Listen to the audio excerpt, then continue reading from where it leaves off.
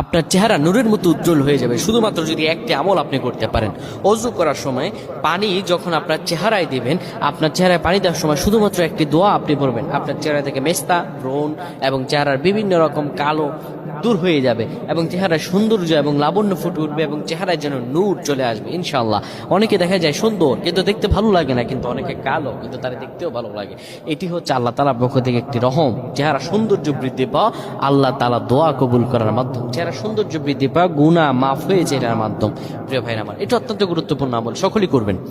যখন আপনি অজু করবেন, অজু করার সময় পানিটা যখন চেহারায় দিবেন, ওই পানির মধ্যে 3 বার পরে ফু দিবেন।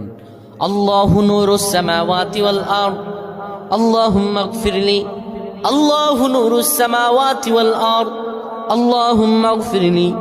এই দোয়াটি 3 বার পরে সেই পানির মধ্যে ফু দিয়ে পানিটা চেহারার মধ্যে লাগাবেন।